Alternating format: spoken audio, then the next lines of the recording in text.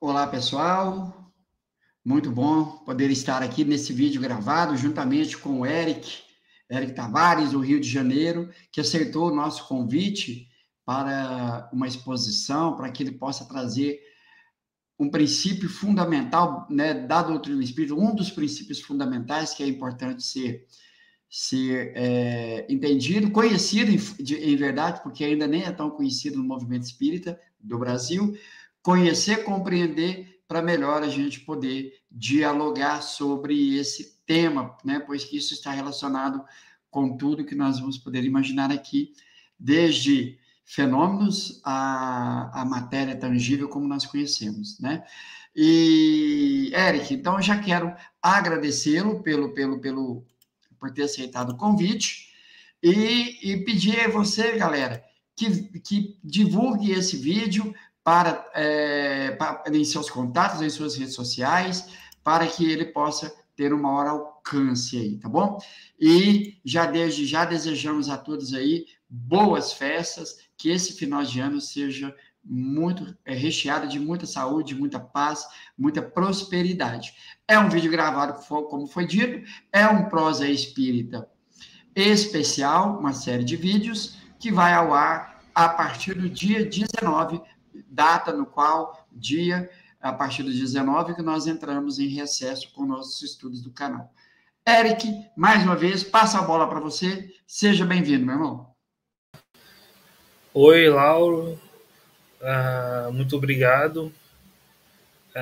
Um prazer estar aqui, né? Espero que seja uma excelente oportunidade de estudo para todos que estão assistindo, né? E boas festas a todos. É isso aí, Eric. Eric, se você quer fazer alguma introdução ou você já quer ir direto para o compartilhamento, ó, a palavra é sua a partir de agora. Perfeito. Então eu vou compartilhar um slide, né, que eu preparei, que eu vou falar dos fluidos, né? E é importante já colocar, não é, o que seria esse termo fluido. Na época de Kardec, esse termo fluido ele era muito utilizado para fenômenos que os cientistas ainda não conseguiam explicar tão bem, né? Então se falava de fluido calórico, fluido magnético, fluido elétrico, né? Então Kardec utilizou, né, esse termo fluido justamente porque é um tipo de matéria mais sutil que a gente não sabe ainda a natureza, né? E a matéria que compõe o perispírito, né? Que o espírito tira do mundo, né, em que ele habita, né, e que vai se tornando cada vez mais sutil conforme o progresso do espírito, né? Porque o que dá natureza aos fluidos é o pensamento, como a gente vai ver. Mas eu queria já colocar uma diferença entre fluido e energia, né? Muitos no movimento usam o termo energia, mas a energia é uma propriedade da matéria, estudado pela física, né? Fluido é um tipo de matéria mais sutil, que é o termo que Kardec utiliza. Então não confunda essas duas coisas, né? E a gente vai ver melhor todas essas questões do perispírito e tudo mais, né? Então, primeiramente, aqui na questão 27, Kardec pergunta: há então dois elementos gerais do universo, a matéria e o espírito? Sim, e acima de tudo Deus, o Criador, o Pai de todas as coisas. Deus, Espírito e Matéria constituem o princípio de tudo o que existe, a Trindade universal. Mas ao elemento material se tem que juntar o fluido universal, que desempenha um papel de intermediário entre o espírito e a matéria propriamente dita, por demais grosseira para que o espírito possa exercer ação sobre ela. Então aqui a gente já vê, né, que há essa trindade universal, né? Deus acima de tudo, e tudo no universo é composto ou é espírito ou é matéria, né? E a matéria assume dois estados, um mais grosseiro, né, por exemplo, do corpo, e outro mais sutil, né, por exemplo, do perispírito, mas toda a matéria vem do fluido cósmico universal, né, que seria a matéria base que daria origem a todo o universo material, né? E a gente vai ver que essa ideia, né, do fluido cósmico universal, dos fluidos, do passe, já vem de antes, do mesmerismo, né, do mesmer, dos magnetizadores que havia na época. Então essa ideia já é anterior e o espiritismo, por isso Kardec diz que o magnetismo e o espiritismo são ciências irmãs, né? Então essa é a cosmovisão do espiritismo, né? O universo é composto de espírito e matéria, e acima de tudo, claro, Deus, a inteligência suprema, a causa primeira de todas as coisas, mas tudo no universo é espírito ou é matéria, né? Mas como disse ali, para haver a união entre a matéria grosseira e a alma, é preciso o elemento intermediário, que é esse fluido, né? Que no homem é o perispírito, né? Então, a antropologia espírita considera que o homem, como diz no que é o espiritismo, o homem é um ser triplo, né? Que é alma, mais perispírito, mais corpo, né? E o perispírito serve de intermediário, de liame, de elo entre a alma e o corpo, né? Então é através do perispírito que a alma age sobre o corpo, imprimindo os movimentos, e é através do perispírito que as impressões que chegam pelo corpo vão à alma, que é o ser senciente, né? Então o perispírito é esse elo, esse liame, né? Como dito ali, né? Se não fosse o perispírito, a alma não conseguiria agir no corpo, porque é muito grosseiro, né? Então precisa desse intermediário, né? Esse é um problema antigo que vem desde o Descartes, da filosofia cartesiana, né? Que separava alma e corpo, que são muito diferentes. Então, o que une? O espiritismo coloca o perispírito como essa união, esse elo. Mas então, prosseguindo aqui na Gênesis, no capítulo 14 dos fluidos, que é um texto muito importante, vai falar desse fluido cósmico universal, né? Então diz, o fluido cósmico universal é, como já foi demonstrado, a matéria elementar primitiva, cujas modificações e transformações constituem a inumerável variedade dos corpos da natureza. Como princípio elementar do universo, ele assume dois estados distintos, o de eterização ou imponderabilidade, que se pode considerar o primitivo estado normal, e o da materialização ou ponderabilidade, que é, de certa maneira, consecutivo àquele. Então, como eu disse, toda a matéria do universo vem do fluido cósmico universal, né, que é esse elemento material primordial. Mas essa matéria assume diferentes estados, né? Desde o fluido cósmico universal mais puro até a matéria mais grosseira, né? E conforme o espírito passa de mundo, né, ele toma os fluidos daquele mundo para compor o perispírito, né? Então, quando um espírito vai para o mundo superior, ele toma fluidos mais sutis, né? Mesma coisa, se um espírito superior vem para a Terra, ele toma os fluidos mais grosseiros da Terra, né? Na Gênesis diz que Jesus tinha as partes mais sutis do fluido do nosso globo, né? Mas ele revestia a nossa matéria. Então, a matéria, segundo o espiritismo, assume diferentes estados, né? Desde o mais grosseiro até o mais etéreo, né? No livro dos Médios, Lamennais diz que um dia talvez a física consiga chegar nessa matéria, né, mais sutil, né? Mas até o momento a gente ainda não compreende a natureza íntima do perispírito, desses fluidos, né? O que é composto isso? A gente não entende, a gente só entende a função, né? É um tipo de matéria que recebe qualidades pelo pensamento que constitui o perispírito, né? Mas a gente não entende do que é composto o perispírito, a gente não chegou nesse entendimento ainda, né? Por isso o termo fluido é muito bem aplicado, né? Porque Fluido é justamente um tipo de matéria de uma natureza desconhecida. Né? E a gente vai ver, né, depois, né, como que essa questão dos fluidos explica muito da questão do próprio passe magnético e da prece. Né?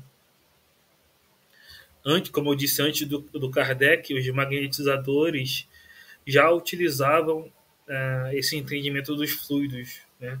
Que vem lá do Mesmer, Marquês de Pissegui e outros. Não é?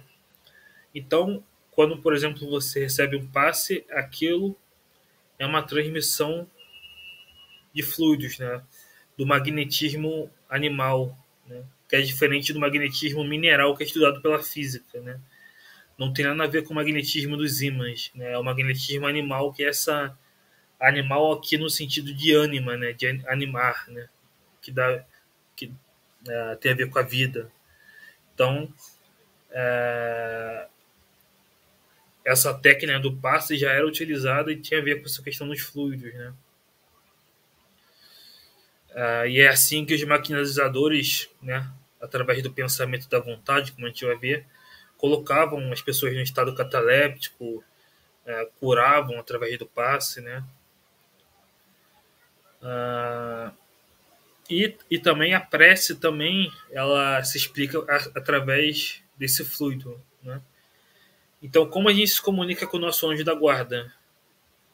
Através desse fluido cósmico universal, né? Então, mesmo que nosso anjo da guarda esteja muito longe da gente, vamos dizer assim, esse fluido ele serve como canal do pensamento, né? E através disso que ocorre essa transmissão e nós comunicamos com nosso anjo da guarda, pedindo resignação, força, orando, né? Então,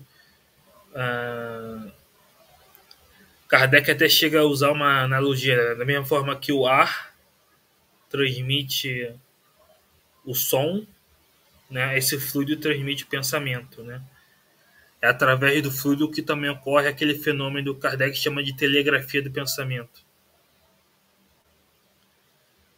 Mas, enfim, então prosseguindo, agora vai falar do perispírito, né? Novamente no capítulo 14 dos fluidos.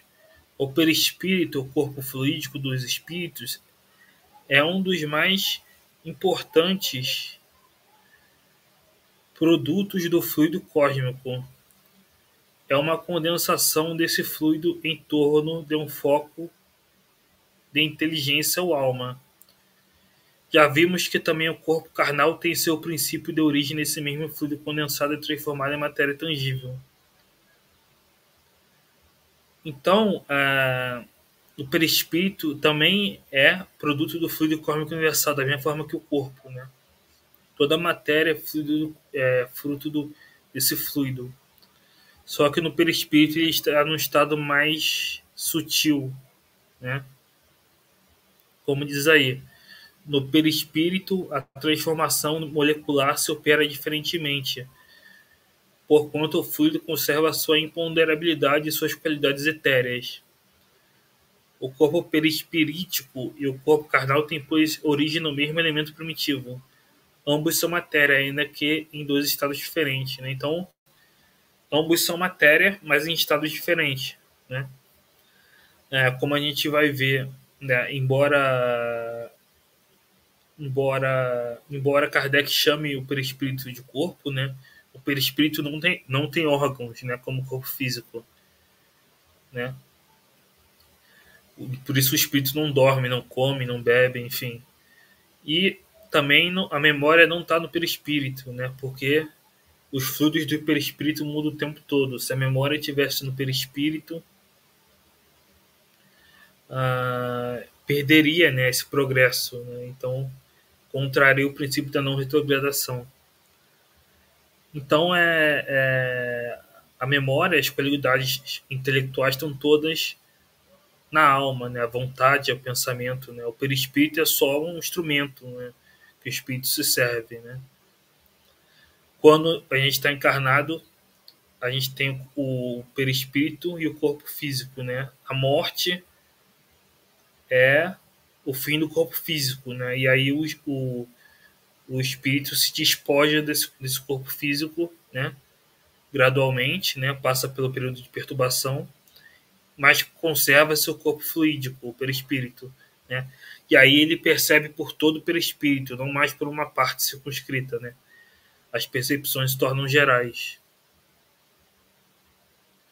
Então você vê como essa ideia dos fluidos é uma chave da ciência espírita, porque explica diversas coisas, né?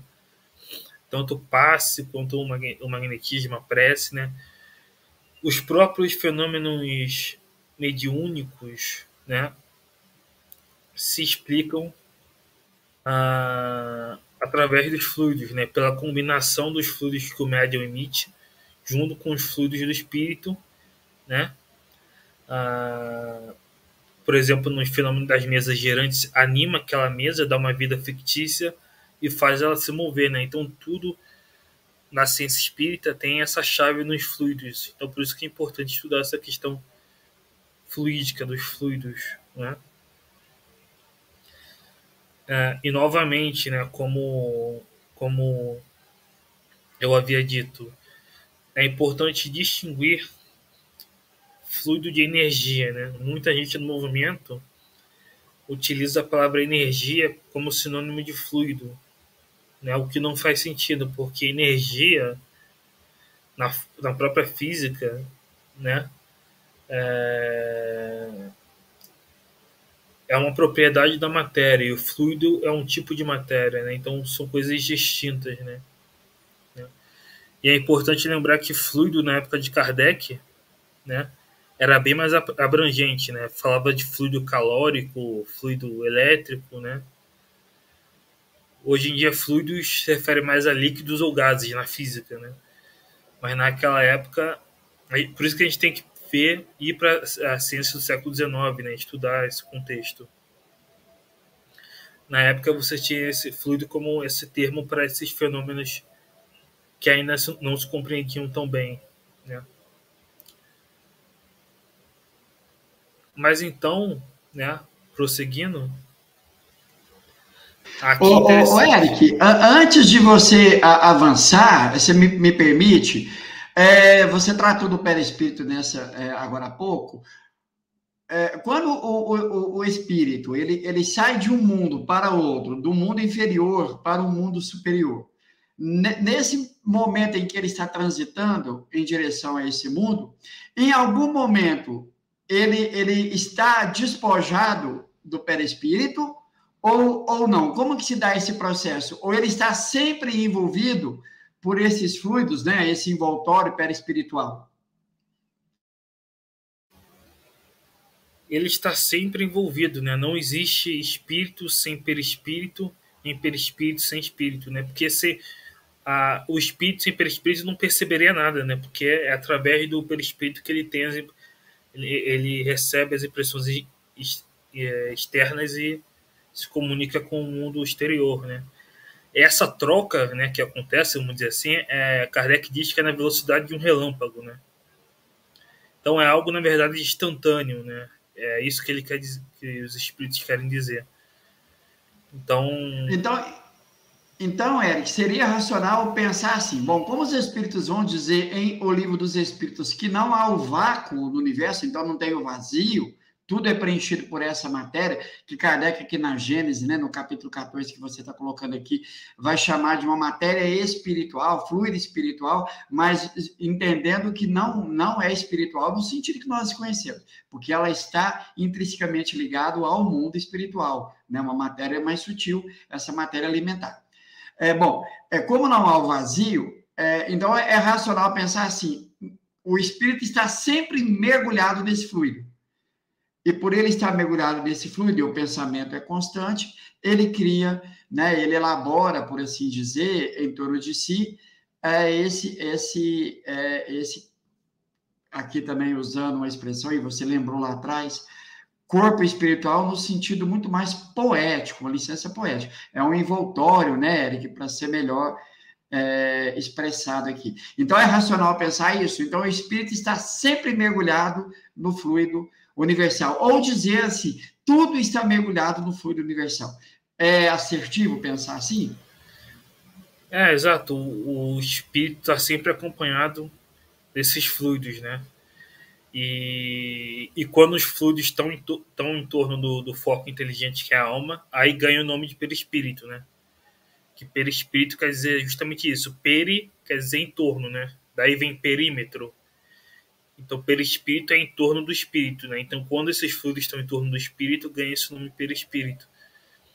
E tá sempre, o espírito está sempre acompanhando desses fluidos, né? Porque, como você falou, está em todo lugar, né? O fluido cósmico universal preenche tudo, né? E como você... Exato. Pode falar. Desculpa, não, pode concluir, desculpa. E como você bem falou, o fluido, quando a gente fala fluido espiritual, é mais metafórico, né? Porque o fluido é um tipo de matéria, né? Então, fluido espiritual no sentido mais metafórico. Isso. E aqui, né, quando nós falamos assim, na transmissão do passe, a gente está transmitindo fluido. Isso também, não sei se você vai concordar por exemplo, a gente não transfere fluido né, pois é uma relação perispiritual. Então, quando eu direciono o meu pensamento, o próprio Kardec, que vai trabalhar isso aqui na Gênese, né, ele vai dizer que cria ondas de vibração. Então, quando eu direciono o meu pensamento num passe, por exemplo, não é que eu estou transferindo fluido propriamente dito como nós entendemos, como se fosse uma transfusão, mas é que está havendo uma alteração de vibração, né? Então, uma vibração mais salutar, envolvendo aquela criatura nesse estado de vibração. Seria isso a ideia, o Eric? O que dá qualidade aos fluidos é o pensamento, né? Então, o magnetizador, ele através do pensamento dá qualidades aos fluidos, né? E se o magnetizado estiver receptível, né? Ele se altera essa qualidade também fluídica nele, né?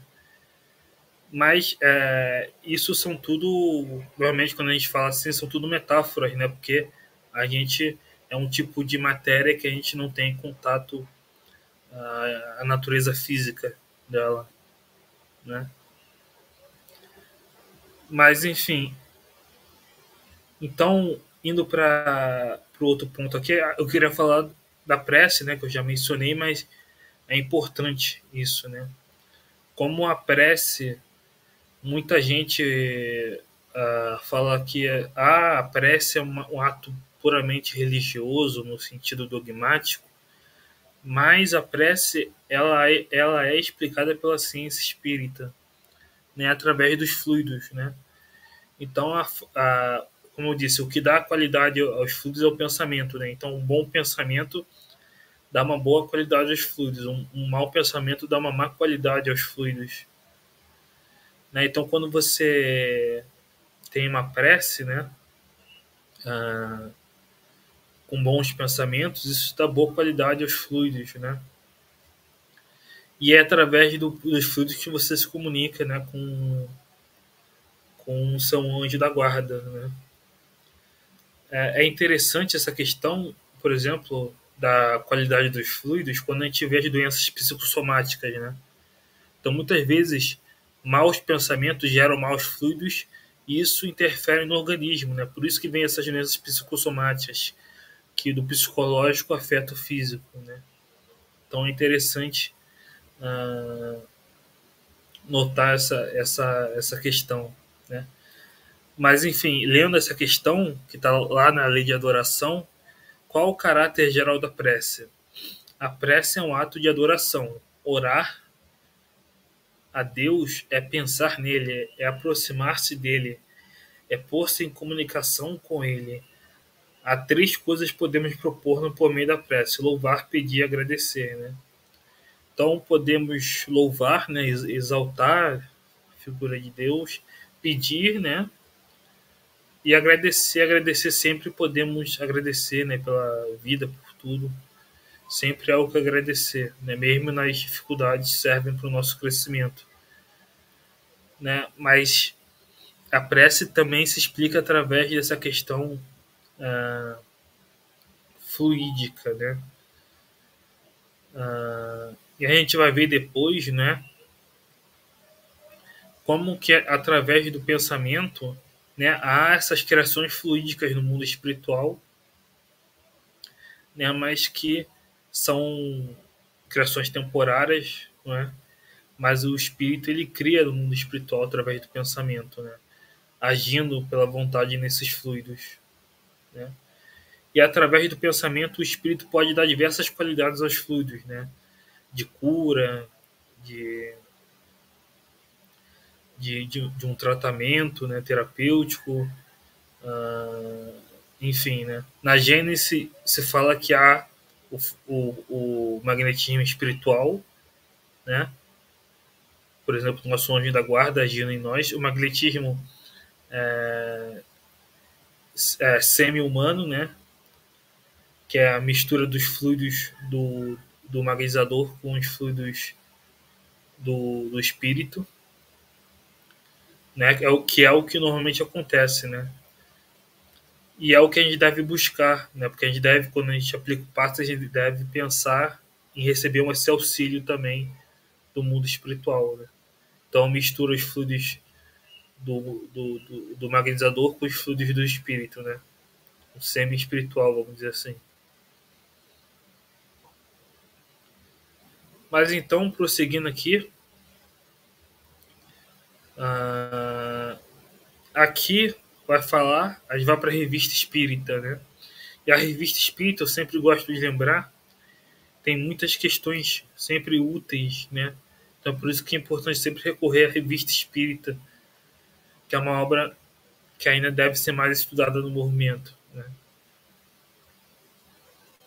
Aí diz aqui, algumas pessoas criticam a qualificação desse material dado pelo espírito, dizendo que uma coisa é matéria ou não é. Admitindo que a expressão seja imprópria, seria preciso adotá-la em falta de um termo especial para exprimir esse estado particular da matéria. Se existisse um mais apropriado à coisa, os críticos deveriam tê-lo indicado. O perispírito é matéria, como acabamos de ver, filosoficamente falando, e por sua essência íntima, né? Então, é interessante isso. O perispírito ele é matéria, mas ele tem elementos da nossa matéria grosseira, mas ele se diferencia por ser sutil, né? Ele se liga à alma por ser sutil e se liga ao corpo por ser matéria, né? E por isso que consegue servir de união. Né? Mas como eu disse aí, é matéria filosoficamente falando. Ou seja, no sentido filosófico, matéria é tudo que não é pensamento, né? Então é um tipo de matéria. Mas essa é a matéria mais sutil, né? Mas ela não tem as propriedades da matéria tangível, tal como se concebe vulgarmente. Ele não pode ser submetido à análise química, porque, embora tenha o mesmo princípio que a carne e a mármore, e possa tomar suas aparências, na realidade não é nem carne nem mármore, né? Por sua natureza etérea, ele tem ao mesmo tempo a aparência da materialidade por sua substância e o da espiritualidade por sua impalpabilidade. A palavra semimaterial não é mais ridícula do que semiduplo e tantas outras, né? Então é semimaterial no sentido de, vamos dizer assim, metade matéria, né? Porque tem características da nossa matéria, mas se distingue por outras, né? É matéria no sentido filosófico, né? E como disse aqui, pode tomar aparências, como a gente vai ver, como Kardec diz no Laboratório do Mundo Invisível, no Livro dos Médiuns, na Gênese, o pensamento no mundo espiritual cria, né? E isso a gente vai constatar melhor. E aqui eu queria falar da questão que eu já coloquei do magnetismo e espiritismo, né? Essas ideias do fluido kármico universal, do magnetismo, vem já antes com Mesmer, né? E com outros que estudaram o magnetismo. O próprio Kardec, antes de se tornar espírita, ele estudou o magnetismo por 30 anos, né? E quando ele teve contato com os fenômenos mediúnicos, ele próprio acreditou se tratar apenas de um efeito do magnetismo, né? E depois que ele constatou que era um efeito inteligente, então só poderia ter uma causa inteligente que não estava no médium, né? Eram os espíritos que produziam o fenômeno, né? Não era simplesmente magnetismo, né? Mas Kardec ele fala que o espiritismo e o magnetismo são ciências irmãs, né?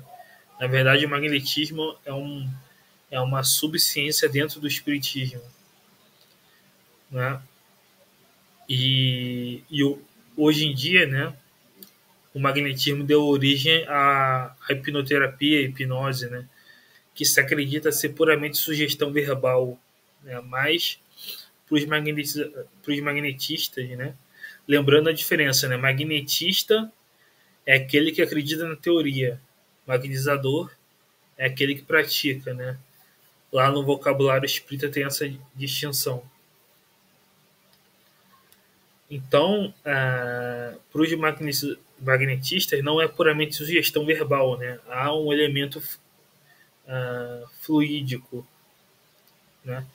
E lembrando, como eu já falei, o magnetismo animal, né, como é chamado, né, é diferente do magnetismo mineral. Muita gente confunde, né? Então, não tem nada a ver com os ímãs, né? Com o que a ciência chamou de eletromagnetismo, dos ímãs. Tanto que o próprio Kardec, no vocabulário espírita, ele diz que melhor seria o termo mesmerismo, né? Mas o termo magnetismo acabou pegando. Então ficou magnetismo animal, que é diferente do que ele chama de magnetismo mineral, que é o da física, né? Mas então a gente vê como que o espiritismo ele surgiu no momento adequado, né? Ele veio justamente numa época em que o magnetismo era crescente na França, né? Além do magnetismo, havia o espiritualismo racional, né? Havia todo um campo fértil para o espiritismo crescer ali na França, né? Hoje em dia, né, muita gente ouve o magnetismo e não entende, né? Porque se perdeu isso, né? Mas muitos resgataram isso, né? Os textos de Mesmer e tudo mais. E hoje se entende, né? O que é magnetismo, o que é quando fala de estado cataléptico, quando fala de sonambulismo, né? O próprio sonambulismo já era um fenômeno estudado, né? E aí o espiritismo, através dos fluidos do perispírito, veio esclarecer melhor. É por isso que se complementam, espiritismo e magnetismo, né? No próprio Kardec, ele recomenda a leitura das obras dos magnetistas, né? No Catálogo Racional, por exemplo, né, que é uma lista de livros, né, tem as obras fundamentais, 22, né, mas ele recomenda obras complementares, ele cita lá obras de magnetizadores, magnetistas, para se aprofundar mesmo e entender, né, o que é esse magnetismo, o que são esses termos que ele usa, né? Mas então, através disso, a gente consegue compreender uma série de coisas, né? O próprio fenômeno da emancipação da alma, né, tanto no sono quanto no sonambulismo, quanto no êxtase, né, se dá através do perispírito, né, que é esse aglomerado de fluidos, né, que se emancipa parcialmente. E aí tem todos os fenômenos, né, do sonambulismo, o médium sonâmbulo, né? E então os fluidos são uma chave da ciência espírita realmente, né? E como eu também já coloquei, o próprio fenômeno mediúnico, né? é explicado pela junção dos fluidos do médium com os fluidos do espírito, né? E é por isso que é preciso haver essa compatibilidade entre os fluidos do médium e os fluidos do espírito. Muitas vezes a comunicação não é possível porque não há essa compatibilidade fluídica, né? E a gente vai ver depois, né? Eu vou mostrar como que fluidos semelhantes se atraem, fluidos diferentes se repelem, né? A gente vai ver isso melhor, né? Mas então, prosseguindo, aí agora a gente vai ver a questão da fotografia do pensamento, né? Na Revista Espírita de junho de 1868. Aí diz: é assim, por exemplo, que um espírito se apresenta à vista de um encarnado dotado de visão psíquica, sob a aparência que ele tinha quando vivo, na época em que o conheceram, embora depois tivesse tido várias encarnações. Ele se apresenta com a vestimenta, os sinais exteriores, enfermidades, cicatrizes, membros amputados, que tinha então um decapitado apresentar-se sem a cabeça. Aqui é interessante, né? Porque no movimento espírita muita gente acredita que o perispírito tem órgãos, né? E aqui está dizendo que o espírito pode se apresentar sem a cabeça, né? Um decapitado, por exemplo. Então, para onde foi esse órgão, né? Na verdade, é só uma aparência, né? É só não é órgão. O perispírito só tem a aparência dos órgãos, não tem os órgãos com funções materiais, né? Isso não quer dizer que tenha conservado essas aparências, certamente não, porque como espírito ele não é coxo, nem maneta, nem caolho, nem decapitado, mas seu pensamento, reportando-se à época em que ele era assim, seu perispírito toma instantaneamente as aparências que ele deixa instantaneamente a partir do momento em que o pensamento deixa de agir, né? Então, o espírito, o mundo espiritual não tem enfermidades físicas, né? Só tem sofrimentos morais, né? Mas ele aparece assim para ser reconhecido, né? E como a gente vai ver, essa aparência dura quanto o pensamento estiver focado naquilo, né? Por isso que essas criações fluídicas são temporárias, não duram muito, né? Tem pessoas que falam aí por exemplo, colônias que duram séculos de existência, né? Mas a gente vai ver que a criação fluídica só dura enquanto o pensamento estiver focado, né? Tanto do perispírito quanto por exemplo, um espírito aparecer com um objeto X ou Y, enfim. Aí diz aqui: se, pois, uma vez ele foi negro e outra vez foi branco, apresenta-se como negro como branco, conforme aquela das duas encarnações qual foi evocado, e a qual se reportará seu pensamento. Então vê como que é o pensamento que dá a qualidade aos fluidos, que molda os fluidos, vamos dizer assim, né? É o pensamento e a vontade, né? Isso é interessante, né? Porque muitos maquinizadores acreditam que o mais importante é o movimento que se faz na hora do passe, por exemplo, né? Mas o mais importante, na verdade, é o pensamento e a vontade, porque é isso que dá qualidade aos fluidos, né? É isso que dá qualidade aos fluidos, não simplesmente a gesticulação, né? ou a sugestão verbal, enfim. Então, por exemplo, se a gente evocar Santo Agostinho, né, e tiver um médium vidente, ele vai ver Santo Agostinho com os trajes daquela época, né, medievais, com a aparência de um sacerdote, né, porque o pensamento se reportou aquela encarnação, né.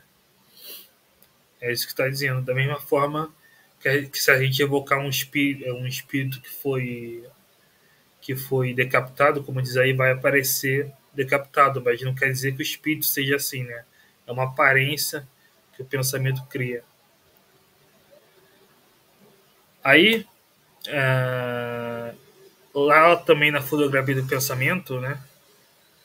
E isso aqui ele vai dizer também na Gênesis, capítulo 14, vai falar o seguinte: por um efeito análogo, o pensamento do espírito cria fluidicamente os objetos de que tinha o hábito de servir. Um avarento manipulará o ouro, um militar terá suas armas e o seu uniforme, um fumante o seu cachimbo, um lavrador a sua charrua e os bois, uma velha a sua roca. Esses objetos fluídicos são tão reais para o espírito que é ele próprio fluídico, quanto eram materiais para o homem vivo. Mas, pelo simples fato deles serem criados pelo pensamento, sua existência é tão fugaz quanto o pensamento. Então, veja como diz aqui, né? Essas criações fluídicas são fugazes, né? Como o pensamento, né? A gente dificilmente fica pensando numa mesma coisa durante o dia, a gente muda, né? Então, só dura enquanto o espírito estiver focado com o pensamento ali, né? Por isso que essa ideia de colônias, por exemplo, de séculos de existência não faz sentido, né? Porque são criações temporárias, fugazes, como diz aqui.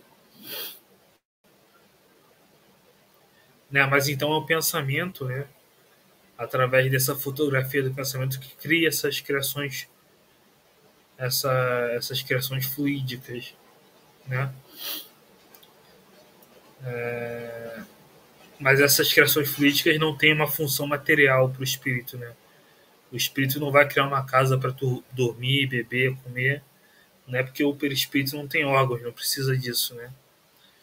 Enfim, só se for um espírito muito materializado ainda, num estado de perturbação muito grave, que acredita ainda estar vivo para achar que ainda precisa dessas necessidades, né? Materiais, né? Mas então, recapitulando, né, os fluidos são realmente essa chave da ciência espírita que explica essas diversas questões que a gente está vendo aqui, né? Prosseguindo aqui, aí aqui é o que eu já coloquei, né? O pensamento e a vontade dão qualidade aos fluidos, sejam qualidades boas ou más, dependendo do pensamento. Pode ser qualidades curativas, negativas, né?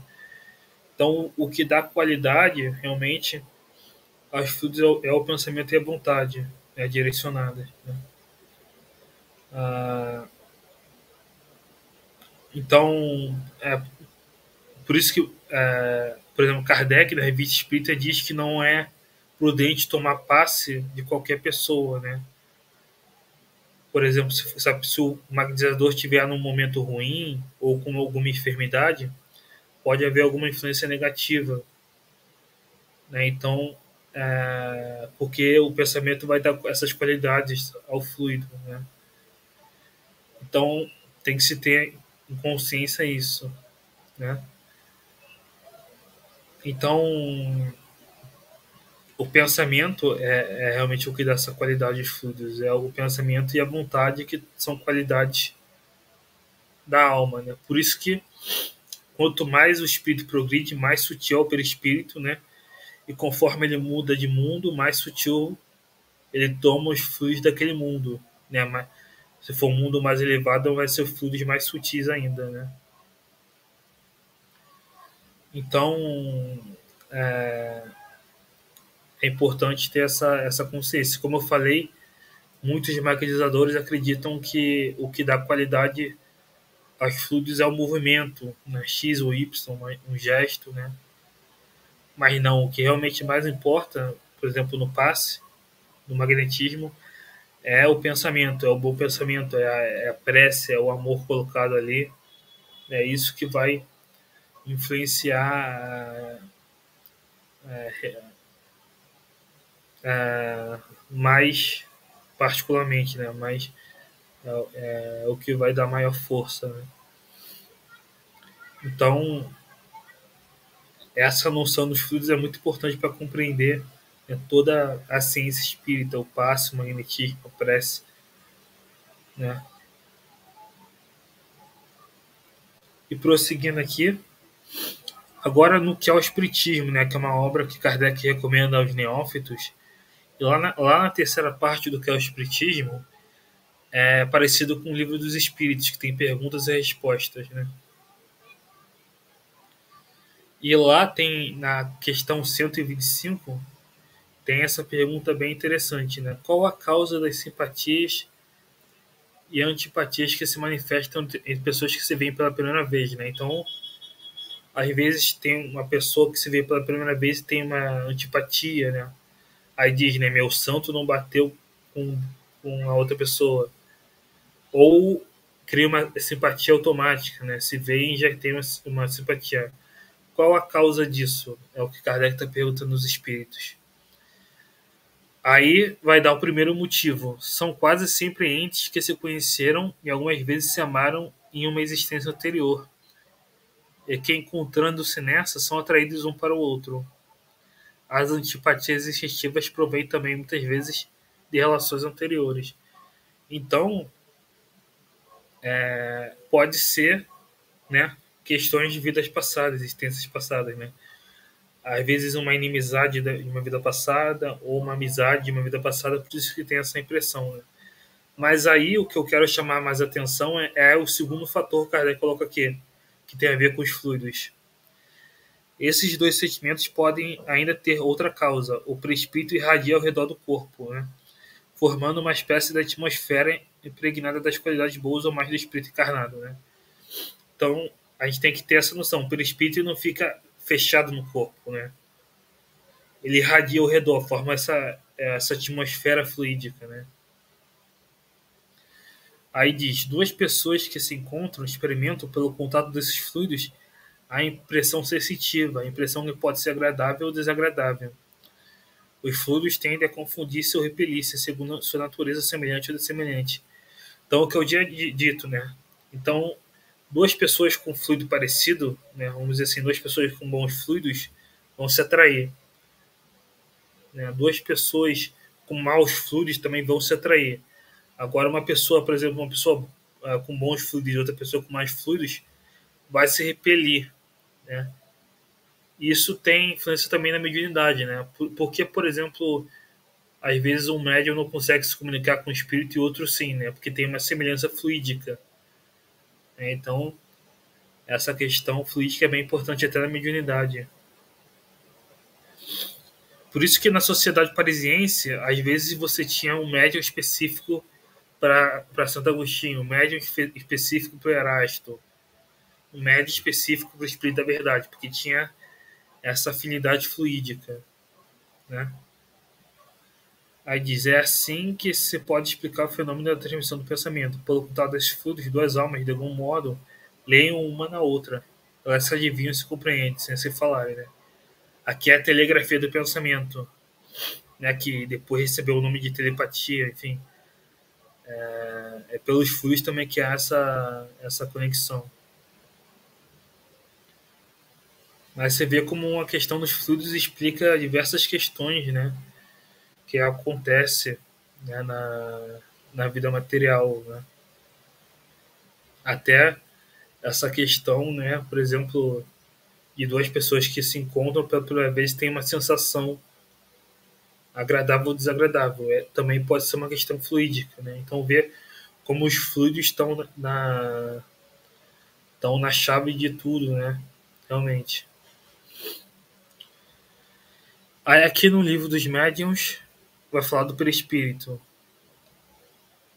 Figuremos, primeiramente, o espírito em um com o corpo. Ele é o ser principal, pois que é o ser que pensa e sobrevive. O corpo não passa de um acessório seu, de um invólucro, uma veste que ele deixa quando usada.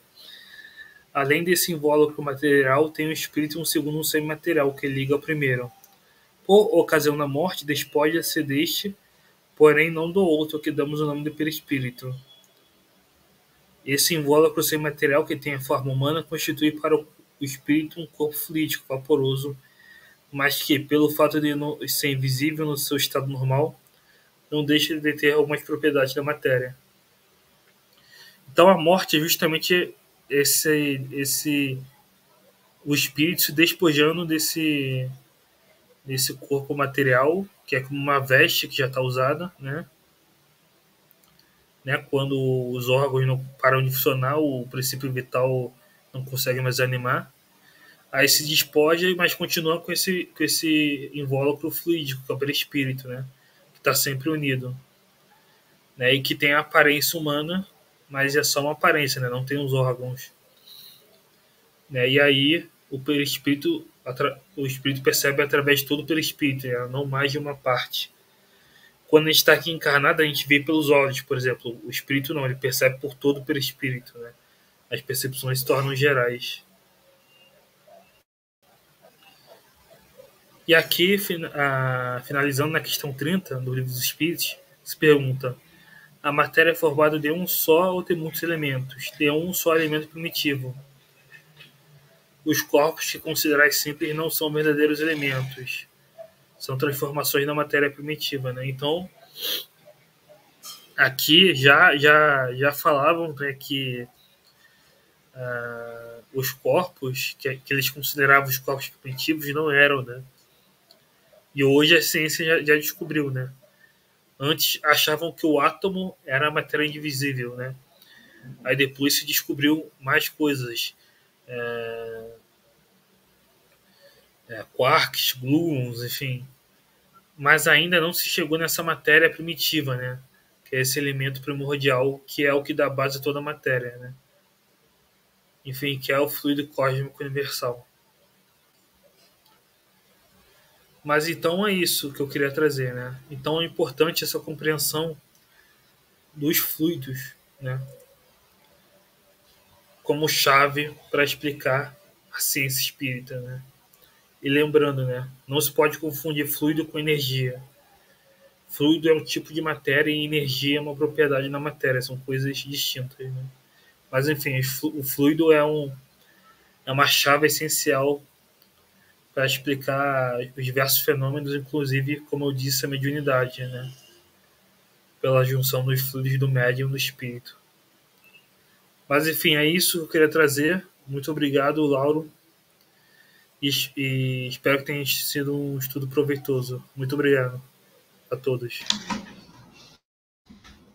Eric, foi muito bom e fica registrado, né, todas essas informações e aquele que realmente se interessar, busque essas fontes que foram trazidas aqui pelo Eric, vá em todas as obras, estude, porque como não há como compreender os fenômenos, e aí todos os fenômenos, por assim dizer, ou pelo menos quase todos os fenômenos, se a gente não entender